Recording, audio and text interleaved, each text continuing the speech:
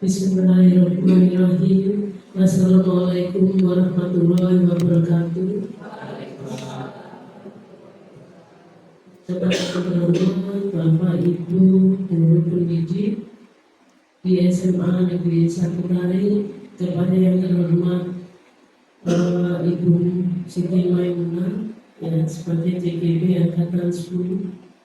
Syukur alhamdulillah pada hari ini Selasa tanggal 11 Juni tahun 2024 kita diberi kesempatan untuk duduk bersama dalam mengikuti kegiatan diseminasi budaya positif ya, sebagai salah satu bentuk kegiatan dari calon guru penggerak. Salam dan salawat tak lupa saya sampaikan ke junjungan kita Nabi Muhammad SAW. Semoga syafaatnya dapat kita rasakan sampai hari akhir nanti. Bapak Ibu guru pendidik yang saya hormati, penyampaian diseminasi dari budaya positif itu merupakan salah satu inti dari kurikulum Merdeka. Sebagaimana jenengan ketahui, di sekolah atau lembaga pendidikan itu merupakan wadah dari pembentukan karakter siswa.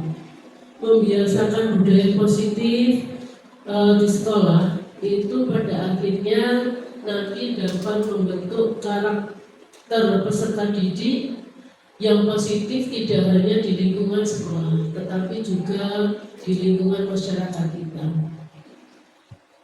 Nanti pada akhirnya ketika jenengan nanti mengikuti kegiatan diseminasi budaya positif ini, saya harapkan realisasi dari kegiatan penguatan budaya positif dapat jenengan tularkan ke siswa-siswi didik kita, sehingga pada akhirnya anak-anak atau siswa SMA Negeri 1 Tare ini mempunyai budaya positif yang baik seperti yang diharapkan di dalam kurikulum Merdeka. Semoga dengan mengikuti diseminasi kegiatan diseminasi budaya positif ini sampai akhir dan selesai, dan semoga mendapatkan manfaatnya. Demikian sambutan yang bisa saya sampaikan. Kurang lebihnya mohon dimaafkan. Wassalamualaikum warahmatullahi wabarakatuh.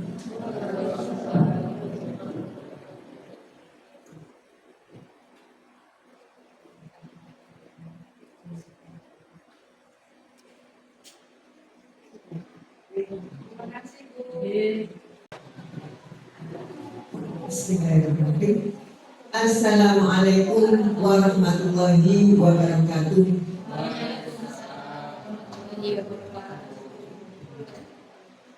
Sebelumnya saya ucapkan terima kasih atas kesediaan hadir di ruangan ini untuk Bapak Ibu semua. Pertama-tama saya ucapkan Alhamdulillahirabbil alamin karena kita bisa berkumpul di ruangan ini dalam keadaan sehat walafiat. Kepada yang terhormat Ibu Kepala Sekolah, Ibu Wiwi Tri Ernawati Esos selaku Kepala Sekolah SMA Negeri 1 Tare, kepada Bapak Ibu Guru SMA Negeri 1 Tare yang berbahagia. Baiklah Bapak Ibu Guru SMA Negeri 1 Tare, untuk kali ini saya merasa sangat berterima kasih dan sangat senang ya, karena meskipun di siang yang panas ini Bapak Ibu masih bisa menyempatkan hadir di acara saya sebagai CGP calon guru penggerak angkatan 10 Kabupaten Sidoarjo. Masih semangat nggih Bapak Ibu nggih? Alhamdulillah tadi sudah capek sudah di siang hari ini sudah bisa meluangkan waktunya meskipun dalam kondisi lagi biar Bapak Ibu tetap fresh di siang yang panas ini. Sebelum acara kita mulai, saya akan mengajak Bapak Ibu untuk meregangkan otot-otot dulu. Kita senam dulu Bapak Ibu nggih? Siap nggih?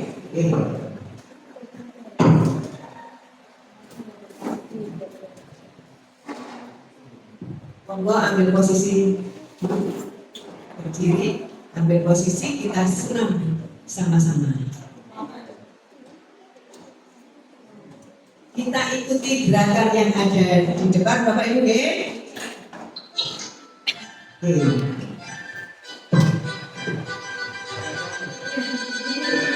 Five, four, three, two.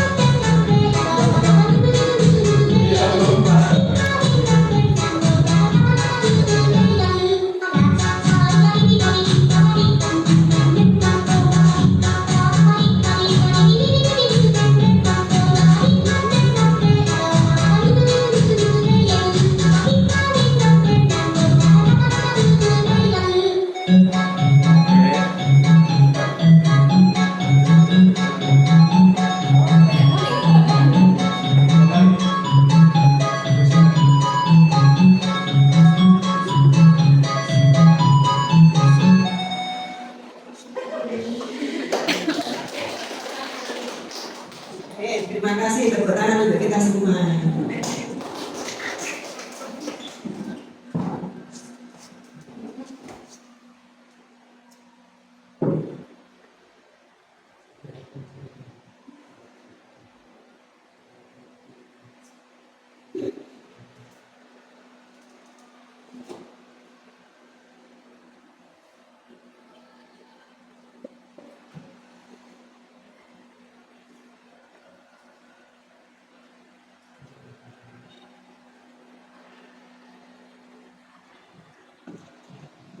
Baiklah Bapak Ibu, terima kasih sudah tadi yang ngantuk sudah nggak ngantuk lagi nggih Bapak Ibu nggih? Oke, semangat. Terima kasih. Nah, untuk kali ini saya akan membawakan budaya positif. Maksudnya apa? Jadi di sini saya akan sedikit menularkan apa yang sudah saya dapat di sekolah SMA kita tercinta ini, yaitu SMA Negeri 1 Tarik. Ya, jadi bukan berarti di sini saya lebih dari Bapak Ibu nggih. Saya hanya ingin mengajak Bapak Ibu, saya ingin mengajak berkolaborasi dengan panjenengan semua. Siap ya Bapak Ibu ya? Oke, terima kasih.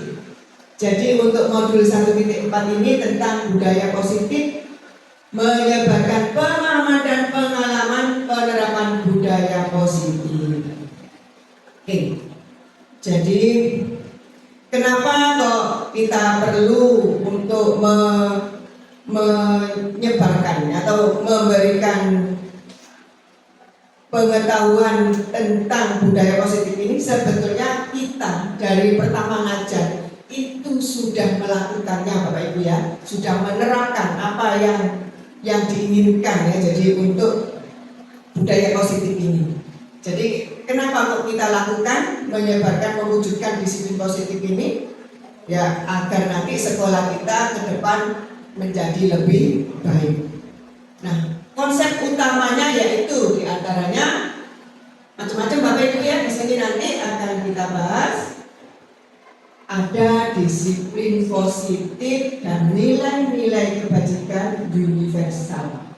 Teori motivasi, hukuman, penghargaan, restitusi. Ada keyakinan kelas, kebutuhan dasar manusia dan dunia berkualitas, restitusi, 5 posisi kontrol, dan yang terakhir segitiga restitusi. Oke, jadi semua tadi nanti akan kita bahas di sini Bapak Ibu ya. Jadi budaya positif atau ekosistem positif. Nah, dalam pembelajaran menurut Ki Hajar Dewantara, bahwasannya kalau kita selama ini mengajar ya, sebetulnya Bapak Ibu guru ini tidak bisa merubah murid-murid kita atau siswa kita. Nah, kenapa? Karena sifatnya Bapak Ibu guru ini hanya menuntun.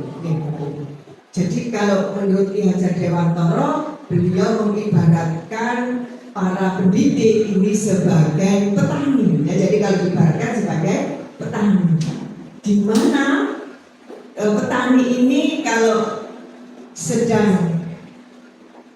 petani ini kalau merawat padi, dia tidak bisa 100% menjamin bahwasannya padi ini nanti tumbuhnya bagus. Kalau bisa bagus, kenapa? Bisnis kita itu hanya memperbaiki tanahnya. Jadi padi itu masing-masing sudah ada benihnya Bapak Ibu ya. Jadi sudah ada kodratnya masing-masing siswa itu. Jadi kita hanya bisa membantu untuk tumbuh kembangnya padi ini. Di antaranya apa yang bisa kita lakukan? Yaitu merawat tanahnya biar subur, dikasih pupuk, kemudian menghilangkan hama yang menyerang ya, pakai pestisida ya, seperti itu ya. Jadi usaha kita hanya menuntun, tapi pada dasarnya anak itu sudah mempunyai kodrat masing-masing. Kalau di Ki Hajar Dewantara yang dikenal sebagai kodrat alam dan kodrat zaman. Ya Bapak Ibu ya. Jadi di sini dilampirkan oleh Ki Hajar Dewantara lampiran 1 tentang dasar-dasar pendidikan keluarga. Jadi Desember tahun 1936 dan seterusnya. Jadi ini ada yang disebut perubahan paradigma Bapak Ibu ya. Jadi di sini ada gambar genggaman tangan ya. Jadi di gambar genggaman tangan ini di sini menggambarkan bahwasannya seandainya Bapak Ibu ini sebagai A, sedangkan Bapak Ibu ini menggenggam sesuatu yang sangat berharga di tangan Bapak Ibu. Di sini berhubungan dengan kehidupan Bapak Ibu karena saking sangat pentingnya. Nah, dari genggaman tangan Bapak Ibu ini nanti, kalau misalkan ada teman Bapak Ibu yang berusaha untuk membuka tangan Bapak Ibu, nah di sini nanti ada beberapa kemungkinan Bapak Ibu. Jadi ini nanti jenengan misalkan di sini ada secari kertas kecil dituliskan sesuatu ya yang sangat berharga tadi di tangan Bapak Ibu. Nah, pasti kalau jenengan punya apa ya maksudnya keyakinan bahwasanya ini sangat penting bagi jenengan. Nah, nanti kalau misalkan ada teman yang ingin membujuk Bapak Ibu itu merayu, membujuk bahkan memarahi, ya pasti jenengan berusaha mati-matian untuk mempertahankan tidak membuka genggaman itu. Tapi juga ada yang berpendapat berbeda. Nah, bagaimana dengan Bapak Ibu? Jadi macam-macam nanti.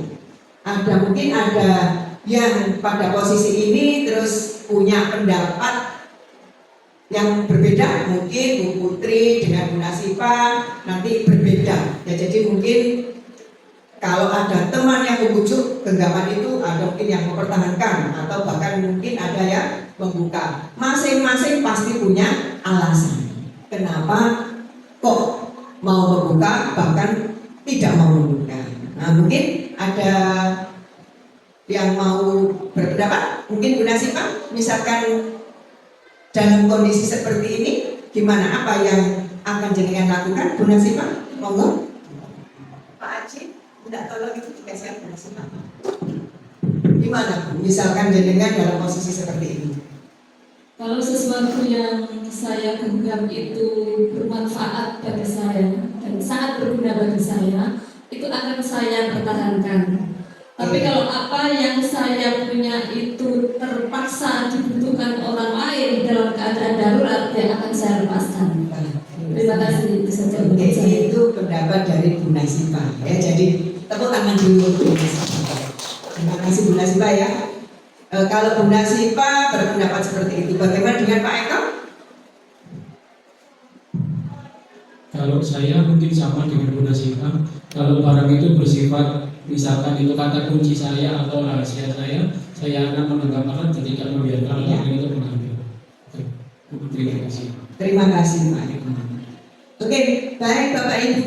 Nah, jadi kalau kita lihat dari pendapat yang disampaikan oleh Bu Nasipa dan Pak Eko, ini hampir-hampir sama. Ya, jadi kita lihat dulu temannya tadi seberapa dia bisa merayu. Tapi pada dasarnya yang berhak mengontrol diri kita adalah siapa Bapak Ibu? Diri kita sendiri. Bagus, betul sekali ya. Jadi meskipun ada teman kita yang merengek-rengek bahkan marah-marah ke kita, tapi kalau kita merasa barang itu sangat penting untuk kehidupan kita, nah kita akan tetap mempertahankan. Tapi seandainya ada yang masih lebih membutuhkan dari kita, ada yang berpendapat seperti itu ya, kita rela melepas genggaman yang di tangan kita demi kebaikan orang lain. Jadi ada yang berpendapat seperti itu, tapi bahkan juga ada yang berpendapat sebaliknya. Masing-masing pasti punya alasan. Tapi titiknya di sini, titik beratnya di sini, maksudnya poinnya yaitu bahwa yang bisa mengontrol diri kita sendiri adalah hanya diri kita. Kita tidak bisa mengontrol orang lain. Ini Bapak Ibu. Nah, di sini ada yang disebut teori kontrol yang dinyatakan oleh Dr. William Glasser. Beliau meluruskan bahwa miskonsepsi tentang makna kontrol. Nah, jadi selama ini ada yang disebut miskonsepsi bukan?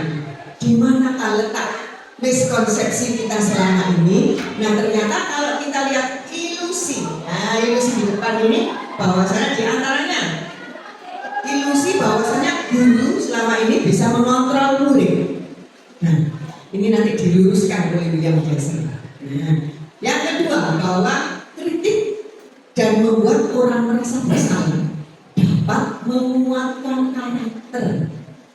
Yang ketiga ilusi bahwa semua penguatan positif, ada penghargaan, bujukan, terus-menerus efektif dan bermanfaat. Yang terakhir ilusi bahwa orang dewasa memiliki hak untuk memaksa. Nah, ini nanti akan diluruskan oleh Bapak William Glasser ini. Selanjutnya, menurut pendapatnya Stephen R. Covey, mengatakan bahwa jika kita ingin membuat kemajuan perlahan sedikit-sedikit, maka ya nanti hasilnya juga begitu, berubah secara perlahan-lahan sedikit-sedikit. Tapi kalau kita menginginkan perubahan yang besar, perubahan yang drastis, berarti yang harus kita rubah adalah tentang apa, Bapak Ibu? Kerangka acuan kita atau mindset kita. Nah, jadi seperti itu Bapak Ibu ya. Jadi kenapa kita dari dulu kok hanya begini-begini saja? Nah, berarti ada yang salah dengan kita ya. Jadi maksudnya apa? Maksudnya berarti ada yang harus kita rubah ya. Seperti yang kita alami sekarang ya Bapak Ibu ya. Zaman sekarang ini kita kan sudah lihat sendiri dan kita alami sendiri. Ya, terutama yang mungkin disebut generasi emas, gold generation, generasi. Nah, dari mulai yang dulu zamannya lampu, stroping, lampu tempel ya pakai, ya sampai sekarang. Nah, sampai ke genset, A sampai BCD dan seterusnya sampai sekarang. Nah, ini kita mengalami begitu banyak lompatan teknologi ya. Mungkin mau nggak mau ya harus mau. Nah, seperti itu Bapak Ibu ya, itu contoh sekarang ini yang sudah terjadi. Nah, perubahan paradigma stimulus respon terhadap teori kontrol tadi yang sudah saya contohkan genggaman tangan. Nah, di antaranya ini Bapak Ibu ya. Nah, jadi yang sebelah kiri ini stimulus respon, yang sebelah kanan teori kontrol. Nah, kita coba satu-satu kita baca ya Bapak Ibu. Yang stimulus respon, kita mencoba mengubah orang agar berpandangan sama dengan kita. Pada teori kontrol, kita berusaha memahami pandangan orang lain tentang dunia. Nah, jadi di sini ada perbedaan ya Bapak Ibu ya. Nah, selanjutnya perilaku buruk dilihat sebagai suatu kesalahan. Ini pada stimulus respon. Tapi pada teori kontrol, semua perilaku memiliki tujuan. Nah, seperti tadi yang saya contohkan di tangan Bapak Ibu tadi ya.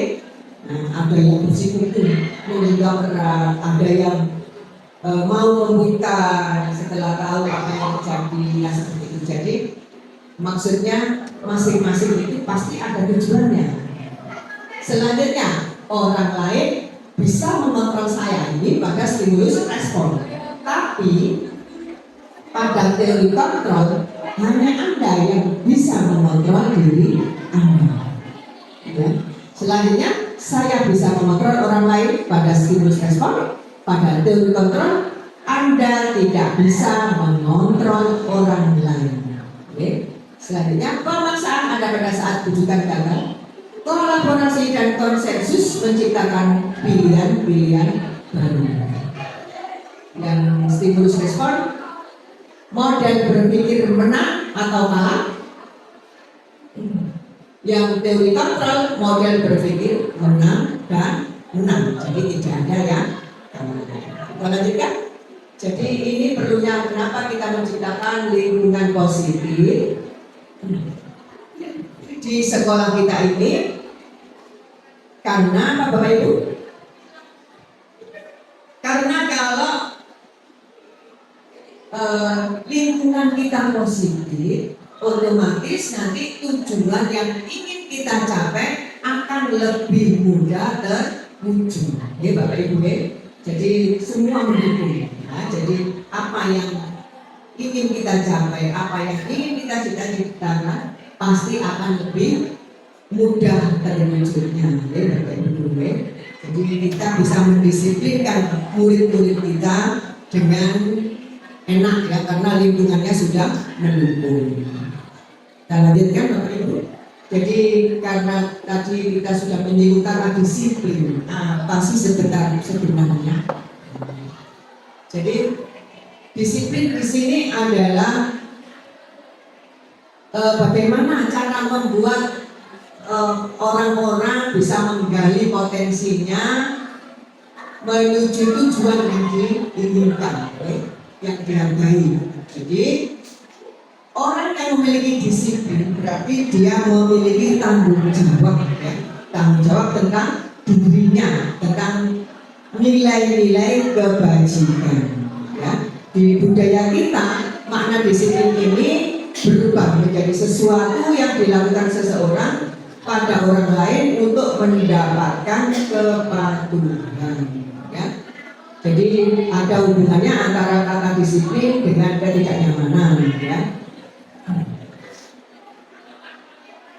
Selanjutnya untuk yang ada di sekolah kita yang sering kita laksanakan Bapak Ibu, di antaranya ada yang disebut peraturan sekolah, kesepakatan kelas, keyakinan kelas. Di antaranya semuanya ini nanti ada hubungannya dengan kedisiplinan. Oke, kita akan bahas. Yang pertama tentang keyakinan kelas. Kenapa kok tidak peraturan saja? Kok keyakinan kelas? Apa sih kira-kira perbedaan antara peraturan dan keyakinan kelas? Mungkin kita sudah melaksanakan itu di sekolah kita Bapak Ibu. Jadi di situ dituliskan bahwa mengapa kita memiliki peraturan harus menggunakan helm bila mengendarai kendaraan roda 2. Terus mengapa kita memiliki peraturan 3M? Menggunakan masker, mencuci tangan, dan menjaga jarak. Nah ini pas keadaan COVID kemarin Bapak Ibu. Terus mengapa kita memiliki peraturan harus datang tepat waktu pada saat bekerja? Jadi ini merupakan motivasi intrinsik, ya, dari motivasi yang berasal dari dalam Bapak Ibu. Jadi ada nilai-nilai atau keyakinan lebih yang bisa menggerakkan Bapak Ibu melakukan sesuatu atau bisa menyertai dari peraturan-peraturan yang berlaku. Oke, jadi di sini kita bisa lihat antara A dan B, Bapak Ibu. Nah, kita bisa lihat ada kesepakatan kelas, datang tepat waktu, mengucapkan salam, menjaga kebersihan sekolah.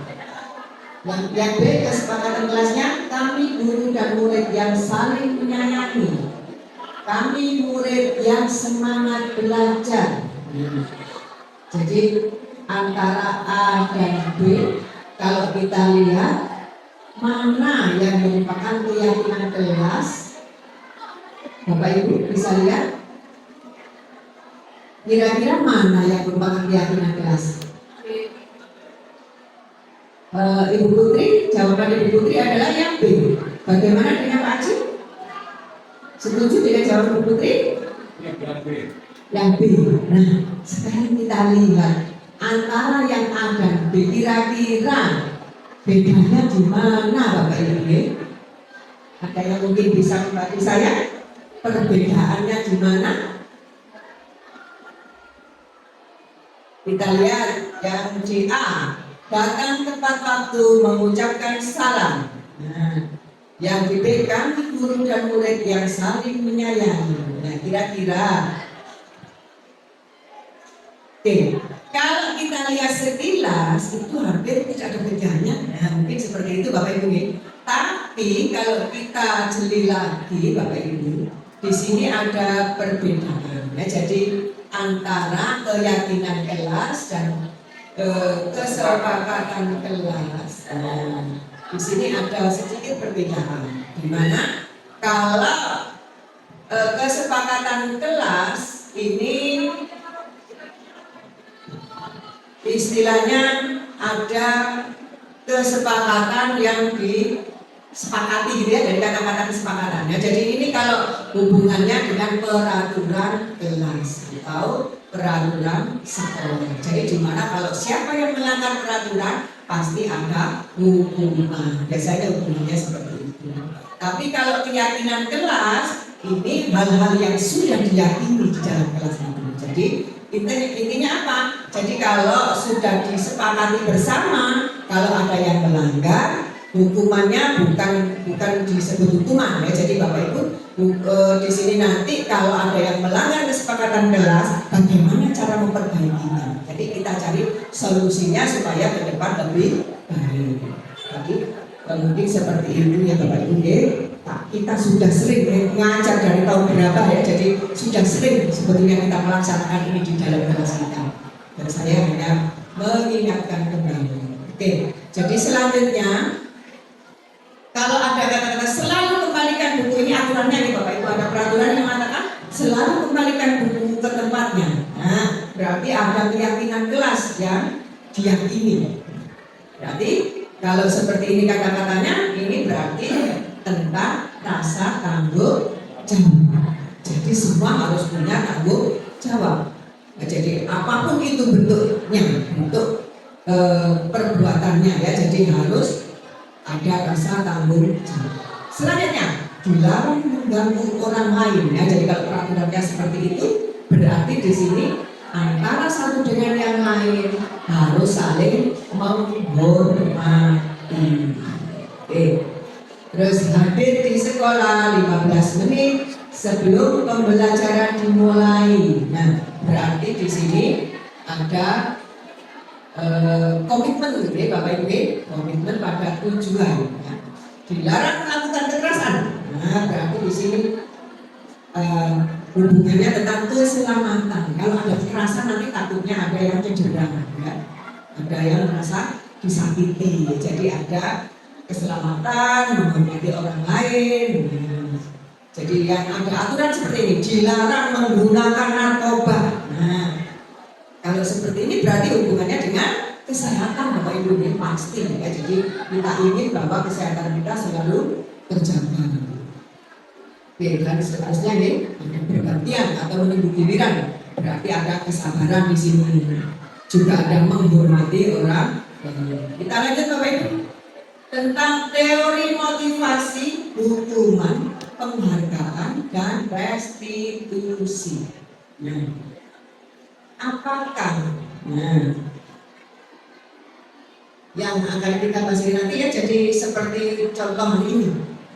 Ya, contoh hari ini apa sih yang membuat Bapak Ibu sekalian mengikuti kegiatan destinasi hari ini?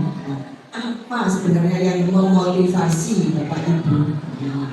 Nah, kita bahas tentang teori motivasi Bapak Ibu nih. Nah, cepat. Jadi teori motivasi di sini dijelaskan ada yang disebut motivasi eksternal dan motivasi internal.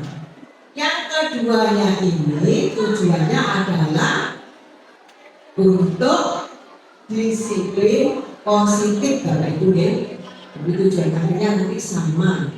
Nah, contohnya apa? Nah, jadi kalau kita biasanya ada siswa yang melanggar. Jadi kita biasanya kalau ada siswa yang melanggar cenderung dihukum gitu nih Bapak Ibu ini selama ini. Padahal itu tadi yang harusnya perlu kita luruskan. Nah, jadi untuk menghindari ketidaknyamanan atau hukuman, ya, apa yang akan terjadi apabila saya tidak melakukannya? Nah, di sini ada pertanyaan ini memunculkan motivasi eksternal dari orang lain yang di luar diri sendiri. Yang kedua, untuk mendapatkan imbalan dari orang lain. Nah, di sini ada pertanyaan, apa yang akan saya dapatkan apabila saya melakukannya? Nah, ini juga termasuk motivasi eksternal karena seseorang ini melakukan sesuatu karena mengharapkan nanti akan dapat imbalan dari orang lain. Dan yang ketiga, ini yang beda ya, yang satu dua tadi motivasinya eksternal. Yang ketiga, untuk menghargai diri sendiri, menjadi insan sesuai harapan kita. Saya akan menjadi orang seperti apa bila saya melakukannya. Ya, jadi di sini dari dirinya sendiri. Ya. Jadi motivasi internal karena ini dirinya menjadi lebih baik. Ya, Bapak Ibu. Jadi ini termasuk motivasinya ini seperti internal. Oke. Nah, selanjutnya menurut Ki Hajar Dewantara, merdeka itu artinya tidak hanya terlepas dari perintah, tetapi juga cakap buat memerintah diri sendiri. Jadi maksudnya apa Bapak Ibu? Mungkin ada yang bisa mengartikan pendapat dari Bapak Ki Hajar Dewantara ini tentang merdeka, Bapak Ibu. Jadi sekarang kita menggunakan kurikulum merdeka, Bapak Ibu.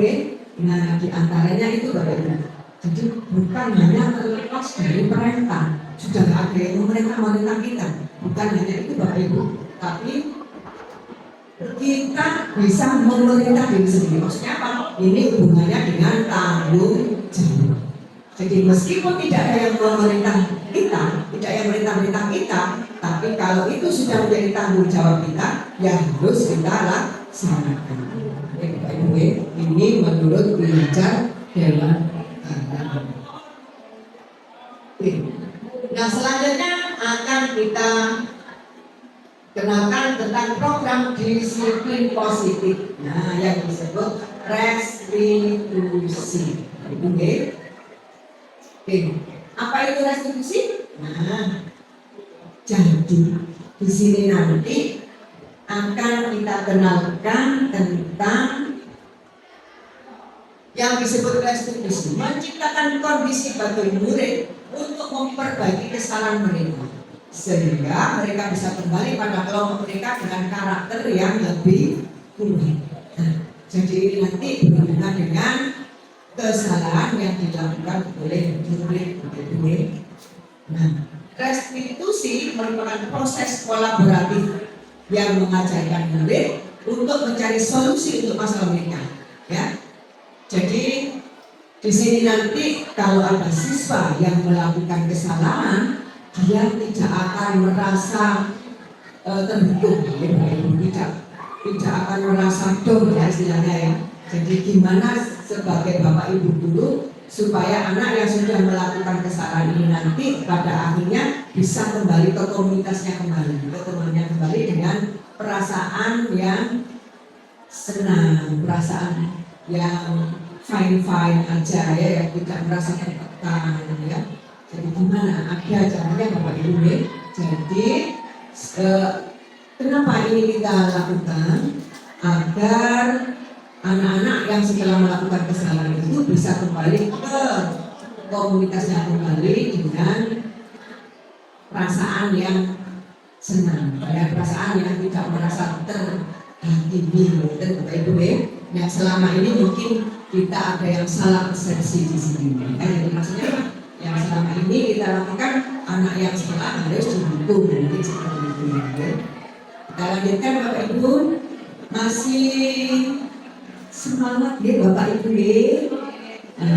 Saya yakin masih semangat dikasih Pak tentang yang udah generasi ke berapa yang dikasih hebat, masih bisa semangat ya sambil dikasih.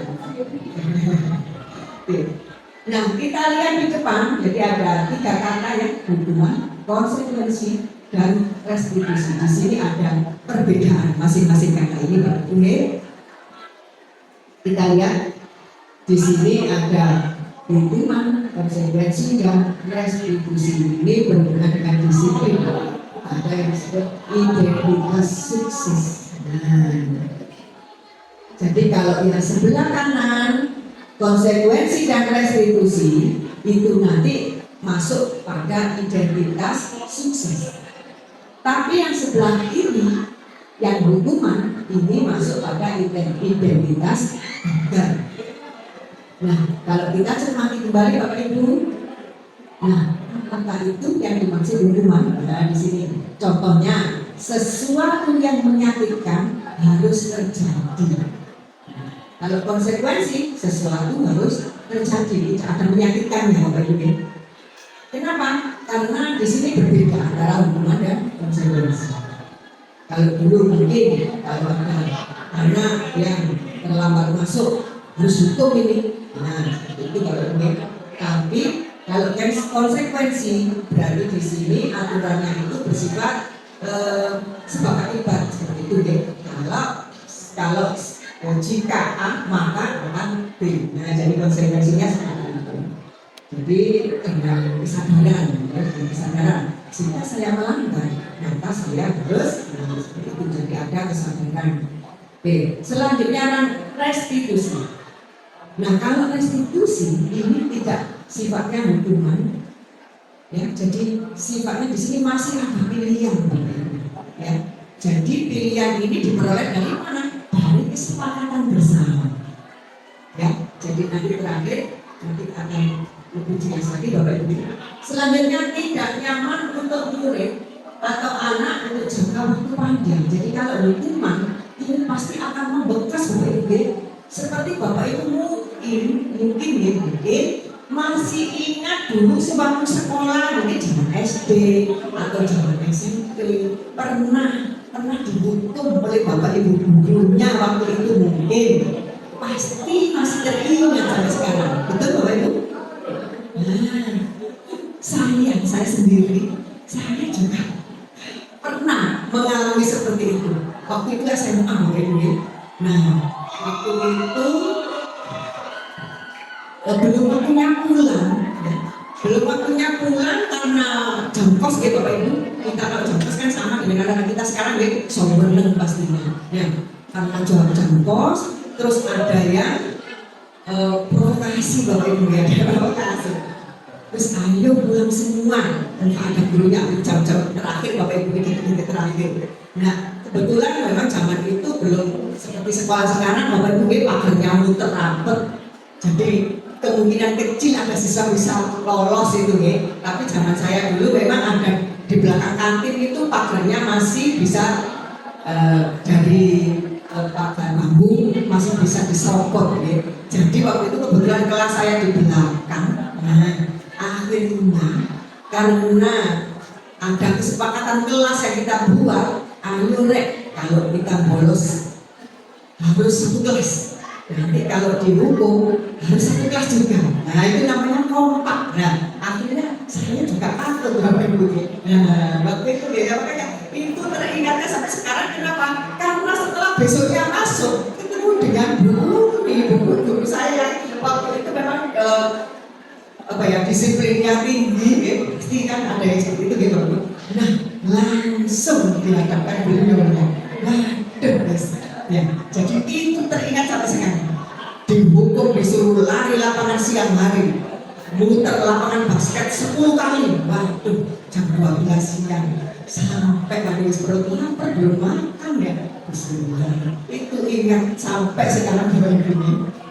Nah, ini diantara contoh dari identitas gagal. Apakah setelah itu terus cerita Bapak Ibu tidak ada yang melanggar lagi? Ternyata tidak. Kalau rasa capeknya sudah selesai, itu malah gimana ya, cenderung untuk melanggar lagi ya. Jadi ya sudah nggak terasa kan. Nah, jadi istilahnya apa lombok ya. Terus ada bahkan yang dendam ya, ada yang bahkan dendam, jadi efeknya bahkan tidak baik. Dendamnya bagaimana? Jadi kalau suatu saat nanti yang sering mendapat hukuman terutama, nanti suatu saat kalau mereka menjadi guru, bisa saja mereka balas dendam, Bapak Ibu, balas dendamnya ke murid-muridnya. Nah, ini maksudnya identitas gagal. Makanya di sini dikatakan identitas gagal ini karena efek ke depan jangka panjangnya tidak bagus, ya, itu tidak nyaman. Nah, itu contoh aja Bapak Ibu, saya beri pengalaman pribadi. Kita lanjutkan Bapak Ibu ya. Nah, bagaimana dengan konsekuensi dan restitusi? Nah, di antara kedua ini ternyata beda. Kalau dari konsekuensi tidak nyaman untuk murid atau anak untuk jangka waktu pendek, ya sampai jangka waktu panjang. Sedangkan yang restitusi ada pilihan-pilihan tadi bisa menguatkan murid dalam jangka waktu yang panjang. Bahkan ini bisa menguatkan, tidak membuat frustasi. Selanjutnya, murid atau anak belajar menyembunyikan kesalahan. Jadi kalau biasanya ada yang sering menerapkan hukuman, kalau anak ditanya itu benar kesalahan temannya. Kan misalkan ada yang main bola dalam kelas sampai kaca pecah misalkan Bapak Ibu nih, terus gurunya datang dengan langkah yang dengan apa ya istilahnya marah-marah. Nah, ayo siapa tadi yang melempar kaca pecah? Sudah teriak nada keras, pasti tidak langsung aku Bapak Ibu nih, bukan saya, aku bukan itu. Nah, biasanya seperti itu. Nah, di sini disebutkan, jadi berusaha menyembunyikan kesalahan. Kenapa? Karena dia takut. Kalau ngaku nanti pasti dihukum. Nah, kalau sudah tahu penampilan Bapak Ibu gurunya seperti itu, pasti cemburu tuh aku dengan aku. Nah, biasanya seperti itu Bapak Ibu. Nah, beda kalau ini yang kita terapkan tentang konsekuensi. Jadi nanti akhirnya murid atau anak belajar taat peraturan. Jadi nanti karena dia melanggar, saya melanggar, berarti saya harus bertanggung jawab. Yang restitusi, murid atau anak belajar memecahkan masalah. Jadi dia berusaha nanti dengan bantuan gurunya tentunya, nanti gurunya sebagai fasilitatornya. Ya, jadi nanti dia akan berusaha memperbaiki diri, memperbaiki kesalahannya. Gimana caranya nanti biar bisa baik lagi kondisinya. Mungkin ya Bapak Ibu. Yang terakhir, mencoba mengontrol anak dengan penguatan negatif atau membayar impas kesalahan. Seperti tadi yang saya katakan, ya Bapak Ibu. Jadi kalau ada siswa yang melakukan kesalahan, di sini penguatannya negatif. Ya, jadi diantaranya dengan bantah, dengan harus ya, jadi di sini sudah anak itu sudah merasa patah semangat, ya sudah berkata takut tanduknya. Padahal kita semua pasti pernah melakukan kesalahan Bapak Ibu. Nah, pasti tidak ada manusia yang tidak pernah berbuat kesalahan. Selanjutnya yang konsekuensi, mencoba mengontrol anak dengan penguatan positif. Nah, jadi penguatannya tidak negatif tapi positif. Berusaha membuat anak itu tidak merasa paling bersama. Oke. Selanjutnya yang restitusi, anak paham bahwa dirinya sendiri yang pegang kendali kontrolnya. Jadi anak itu ditumbuhkan kesadarannya Bapak Ibu setelah melakukan kesalahan itu. Oh iya ya, kalau saya di posisi seperti itu, terus gimana? Nah, jadi anak itu berusaha disadarkan, ya. Kesadarannya ditumbuhkan. Kita lanjutkan ini. Nah, kalau hukumannya ini Bapak Ibu sifatnya tiba-tiba, tidak diharapkan atau sangat melukai. Jadi seperti tadi ya Bapak Ibu. Jadi kalau ada yang membuat kesalahan, ada Bapak Ibu datang, langsung siapa tadi yang melakukan ini? Nah, langsung berarti kaget. Ya merasa biasanya yang merasa membuat kesalahan kan tidak sengaja ya Bapak Ibu. Nah, tapi di sini nanti kalau dibuka Bapak Ibu langsung dia merasa terluka. Jadi ada ya merasa sangat dilukai. Nah, peraturan ini pasti kalau dilanggar yang membuat hukuman pasti guru.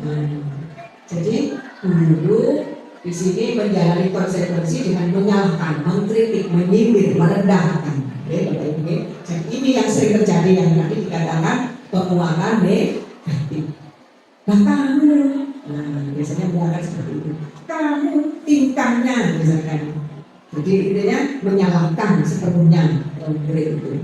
Nah selanjutnya untuk yang identitas sukses membantu. Jadi ini ya sebenarnya ya sudah diketahui masuk akal ya dari atas nih sudah diketahui masuk akal. Jadi anak-anak itu sebetulnya sudah tahu konsekuensinya apa kalau saya ingin melanggar. Nah seperti itu.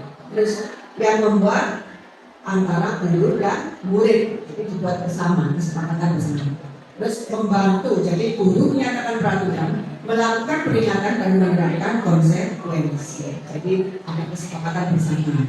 Selanjutnya restitusi berupa undangan untuk mengadakan restitusi. Nah, jadi kalau ada siswa yang melakukan kesalahan nanti ada undangan diundang-undangnya. Terus yang membuat tadi murid, ya dari kesepakatannya tadi guru yang membantu menimbulkan kesadaran ini, sehingga nanti murid ini ya menyadari sendiri, membuat kesepakatan sendiri. Terus yang terakhir menguatkan, guru menyebutkan keyakinan jelas, membimbing kerangka acuan berpikir restitusi murid atau anak. Jadi ini Bapak Ibu ya, kita lanjutkan. Nah, kita di sini ada dua pilihan, ada hukuman dan konsekuensi, Bapak Ibu ya. Oke. Nah, dari kalimat yang ada di depan ini, nanti kita tentukan termasuk hukuman atau konsekuensi, Bapak Ibu ya. Kita lihat yang pertama. Murid diminta untuk push up 15 kali karena tidak menggunakan masker di sekolah. Hukuman. Setuju Bapak Ibu? Setuju. Iya, karena langsung sifatnya ini tadi sepihak tiba-tiba ya. Kemudian lari mengelilingi lapangan basket 2 kali karena terlambat hadir di sekolah. Masuk yang mana Bapak Ibu? Konsekuensi, ada yang jawab konsekuensi, ada yang menjawab hukuman. Oke, sebetulnya apa sih perbedaannya? Tadi sudah saya singgung. Kalau konsekuensi di sini sudah ada kesepakatan antara guru dan murid. Betul, bagus. Nah, jadi kalau di sini lari mengelilingi lapangan basket 2 kali karena terlambat hadir di sekolah, kebetulan di situ mapelnya jam pertama PJOK, berarti ini masuk konsekuensi Bapak Ibu. Karena apa? Karena itu juga sesuai dengan kesepakatan di PJOK. Gitu. Tapi misalkan di situ bukan pelajaran PJOK, terus tidak ada kesepakatan sebelumnya, berarti ini masuk pada hukuman. Gitu Bapak Ibu. Nah, mungkin seperti itu. Oke, selanjutnya mencatat 100 kali di dalam bentuk kalimat saya tidak akan terlambat lagi. Nah, ada yang melaksanakan seperti ini Bapak Ibu ya? Hukuman, betul hukuman? Setuju ya? Setuju. Oke, sampai tangannya kemana? Oke, lanjut, menggantikan kertas tugas teman yang telah dicoret-coret. Oke, masuk pada konsekuensi. Karena apa?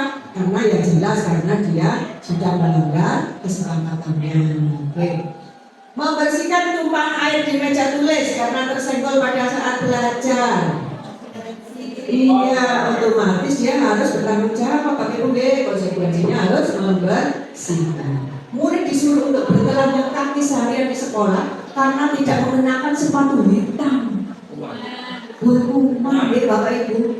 Ya betul. Kenapa? Ayo mungkin ada yang bisa berpendapat kenapa kok ini hukuman?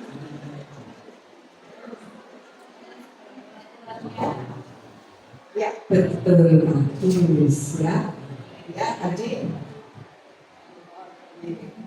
Kenapa ini Pak disebut hukuman? Karena peraturan di sekolah tersebut harus menggunakan sepatu hitam. Bagus ya, terima kasih jawabannya Bu. Nah ini termasuk hukuman karena dia termasuk melanggar peraturan sekolah. Gitu Bapak Ibu. Yang terakhir lari mengelilingi lapangan basket 2 kali karena terlambat 10 menit untuk pelajaran jeda. Oh tadi sudah kita bahas ya. Berarti ini termasuk konsekuensi karena ini sesuai dengan kesepakatan pelajaran PJOK. Kita lanjutkan Bapak Ibu. Dihukum oleh penghargaan. Masih ini ya. Jadi dikasih penghargaan kok malah dihukum. Nah, apa sih ini maksudnya? Nah, jadi Bapak Ibu sebetulnya penghargaan menghukum di sini ya, bisa dengan baca di depan. Nah, jadi penghargaan menghukum di sini mereka yang tidak mendapatkan penghargaan. Jadi menghukum yang tidak mendapatkan penghargaan. Jika suatu penghargaan diharapkan, namun Anda tidak mendapatkannya, Anda akan merasa dihukum. Itu maksudnya Bapak Ibu ya. Nah, Makanya kenapa di kurikulum Merdeka di sini sudah tidak ada ranking lagi Bapak Ibu nih. Di antaranya alasannya ya ini, karena yang dapat ranking 1, 2, 3 mungkin senang ya, jelas senang. Tapi bagaimana dengan yang tidak mendapatkan ranking, yang terutama yang ranking 1, 2, 3 dari belakang? Nah, pasti dia akan merasa dihukum. Ya maksudnya yang 1, 2, 3 dapat penghargaan, tapi yang 1, 2, 3 dari belakang pasti dia merasa dihukum. Kenapa? Merasa tidak bisa, merasa bodoh, merasa. Jadi padahal setiap murid itu sebetulnya tidak ada murid yang bodoh. Bapak Ibu sepakat ya? Cuma mereka mempunyai potensi yang berbeda. Kita sepakati itu ya Bapak Ibu ya? Saya yakin Bapak Ibu sepakat. Selanjutnya, jadi tadi kita lanjutkan pengaruh jangka pendek dan jangka panjang Bapak Ibu ya. Penghargaan efektif jika kita menginginkan seseorang melakukan sesuatu yang kita inginkan dalam jangka waktu yang pendek. Jadi efektif melakukan penghargaan. Jadi jangka waktunya pendek. Jika kita menggunakan penghargaan lagi dan lagi, maka orang tersebut akan bergantung pada penghargaan yang diberikan, kehilangan motivasi dari dalam, serta menjadi tidak menyadari tindakan baik yang kita lakukan. Jadi maksudnya kalau seseorang melakukan kebaikan terus dikasih penghargaan, dikasih anugerah, itu nanti dia akan menggantungkan ya. Jadi dia mau belajar biar nilainya bagus kalau dikasih hadiah. Tapi kalau kita tidak memberikan hadiah, dia akan males belajar, tidak akan percuma belajar mendapat hadiah. Nah, jadi itu yang akan terjadi Bapak Ibu. Nah, selanjutnya penghargaan tidak efektif. Jadi suatu penghargaan itu merupakan benda atau peristiwa yang diinginkan. Nah, tapi kalau ini penghargaan ini ada yang tidak mendapatkan ya, tidak mendapatkan penghargaan ini, maka pasti akan kecewa dan berkecil hati. Jadi bisa membuat patah semangat, betul Bapak Ibu. Jadi kalau yang mendapatkan penghargaan tadi akibatnya yang di atas tadi. Tapi bagi yang tidak mendapatkan penghargaan, pasti dia akan kecewa, berkecil hati, bahkan bisa patah semangat. Dan Bapak Ibu, nah di sini dikatakan penghargaan mengurangi ketepatan, penghargaan menurunkan kualitas. Nah, kenapa? Tadi karena motivasinya dari luar, karena ada penghargaan tidak murni dari dalam dirinya sendiri. Kita lanjutkan yang penghargaan merusak hubungan. Nah, kok bisa ya Bu ya? Penghargaan kok malah merusak? Nah, jadi ketika seseorang diberi penghargaan atau dipuji di depan orang banyak, maka yang lain akan merasa iri. Pasti karena manusia Bapak Ibu, pasti manusia punya iri dengki ya. Sebagian ya, tapi tidak semua. Yang di sini tidak ada ya Bapak Ibu. Jadi kalau ada temannya dipuji, dikasih penghargaan, kita juga ikut senang. Ya. Nah ini beda lagi Bapak Ibu. Kenapa penghargaan itu bisa merusak? Nah ini kasusnya. Jadi karena ada yang iri tadi Bapak Ibu. Penghargaan menciptakan persaingan dan persaingan menciptakan kecemasan. Mereka percaya bahwa mereka tidak memiliki kesempatan untuk mendapatkan penghargaan, akan berhenti mencoba. Nah ini yang bahaya Bapak Ibu.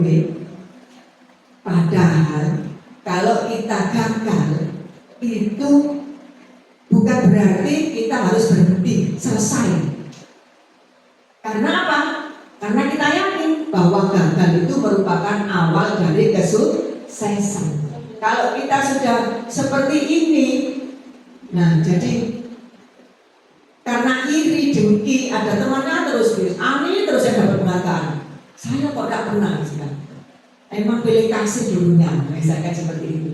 Akhirnya nanti tidak akan mau belajar lagi, percuma saya belajar.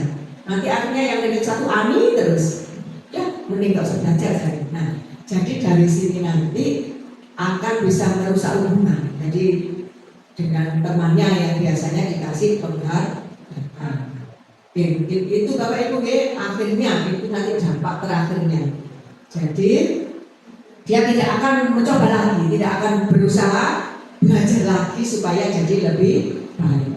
Penghargaan mematikan kreativitas. Setuju Bapak Ibu? Betul ya. Jawaban Pak Haji, mantap, Pak Haji. Karena kalau kita diberi penghargaan terus, maka kita tidak akan semangat lagi untuk berkreativitas. Karena apa? Karena motivasinya dari penghargaan. Nah, selanjutnya motivasi dari dalam. Jika kita memberikan penghargaan kepada seorang anak pada saat dia sedang merasa bangga dengan pencapaiannya sendiri, maka kita akan mengambil kegembiraan yang saat itu sedang dirasakan secara alami. Maksudnya, paham Bapak Ibu? Kita pahami lagi jika kita memberikan penghargaan kepada seorang anak yang saat ini sedang merasa bangga dengan pencapaiannya sendiri, maka kita akan mengambil kegembiraan yang saat itu sedang dirasakan secara alami. Meskipun tidak dikasih penghargaan, kalau anak ini sudah berhasil dari kerja kerasnya, itu tidak akan mengurangi kebahagiaan anak itu. Justru kalau kita berikan penghargaan, bahkan dia itu akhirnya motivasinya tadi dari eksternal. Nah, akan berubah seperti itu. Selanjutnya kita akan bahas tentang 5 kebutuhan dasar manusia, Bapak Ibu. Nah, di depan di sini sudah ada 5 kebutuhan dasar manusia, Bapak Ibu. Di antaranya yaitu kebutuhan bertahan hidup, kesenangan, penguasaan, kebutuhan pengakuan atas kemampuan, kebebasan, dan kasih sayang. Ini adalah kebutuhan dasar yang dimiliki setiap orang, Bapak Ibu. Nah, kita lanjutkan. Nah, di sini ada kalimat ibu guru bilang, aku tidak boleh bersenandung sewaktu mengerjakan tugas. Katanya kelas harus tenang, tidak ada suara, padahal kan aku suka dan senang menyanyi. Nah, berarti kalau seperti ini dia gurunya sudah melanggar kebutuhan apa yang dibutuhkan manusia. Kebutuhan tentang apa tadi Bapak Ibu? Saya kembalikan lagi. Oke. Nah, kebutuhan tentang kesenangan. Oke. Selanjutnya sama seperti itu Bapak Ibu. Ibu guru tidak menyapa aku hari ini, padahal aku pakai jepit rambut baru. Nah, ini dia merasa kebutuhannya tidak diberikan, yaitu tentang kasih sayang bisa. Kemudian apalagi Bapak Ibu? Jadi dia ingin diperhatikan, dia ingin diperhatikan, nggak pakai jepit yang baru. Aku bosen, masa belajarnya cuma gitu-gitu aja, dengerin ibu guru aja. Ini kebutuhan apa Bapak Ibu? Kebutuhan apa? Oke, kebebasan. Ini Bapak Ibu. Ya, saya yakin Bapak Ibu sudah paham tentang ini. Kita lanjutkan ya Bapak Ibu. Ya, kita lanjutkan pada 5 posisi kontrol. Nih Bapak Ibu ya. Jadi di sini ada 5 posisi kontrol. Ada yang sebelah kiri mulai dari guru sebagai penghukum ini Bapak Ibu. Terus pembuat merasa bersalah. Kemudian sebagai teman, sebagai pemantau, dan yang terakhir sebagai manajer. Masing-masing posisi kontrol yang diperankan oleh Bapak Ibu guru ini masing-masing ada positif dan negatifnya Bapak Ibu. Jadi kita bisa satu-satu kita perhatikan di depan Bapak Ibu. Monggo silakan bisa dicermati dan Bapak Ibu bisa membandingkan atau apa sih perbedaannya sebetulnya?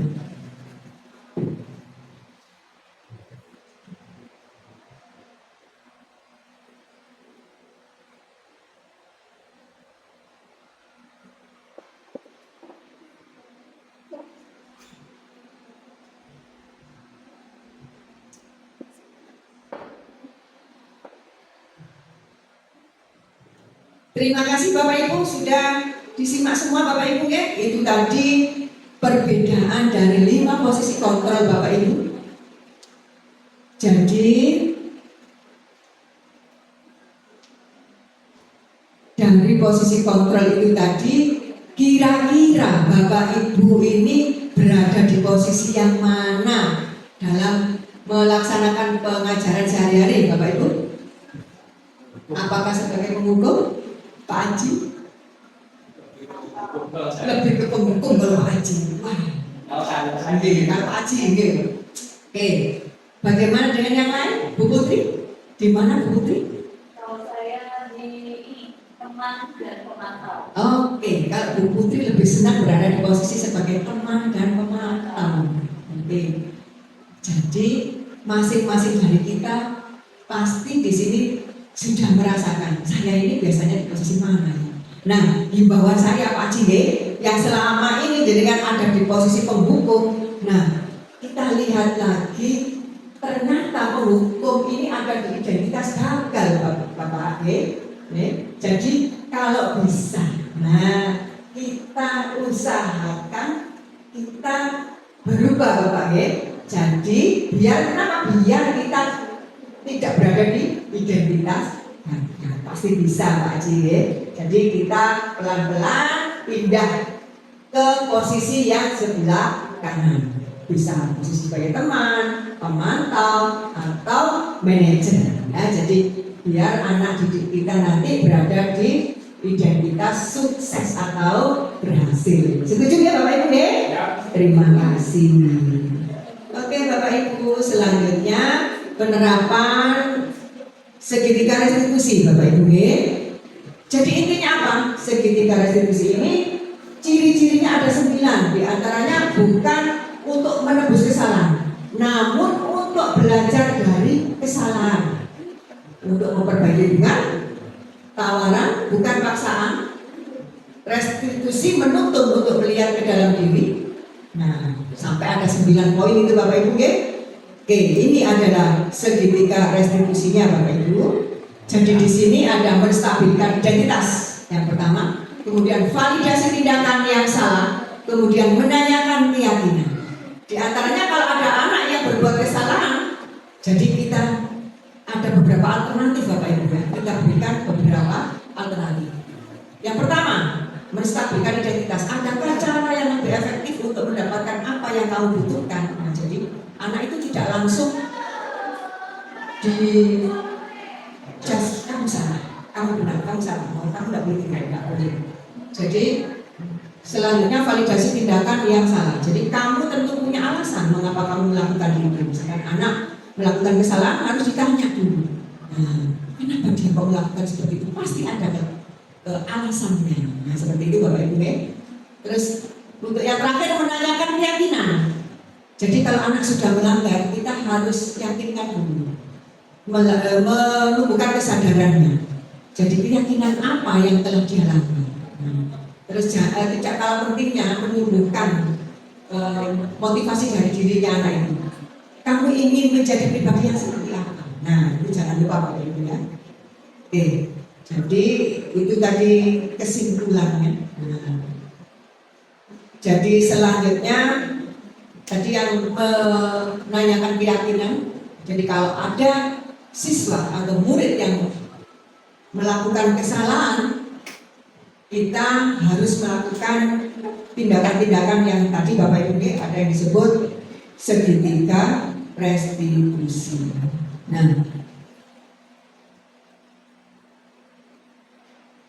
oke.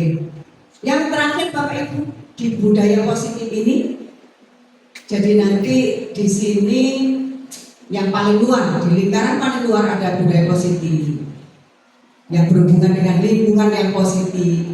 ada keyakinan kelas yang sudah disepakati bersama. Yang terakhir juga kesepakatan kelas. Dan kesemuanya ini nanti berada dalam satu lingkaran di mana masing-masing ini nanti saling menguatkan, saling berhubungan.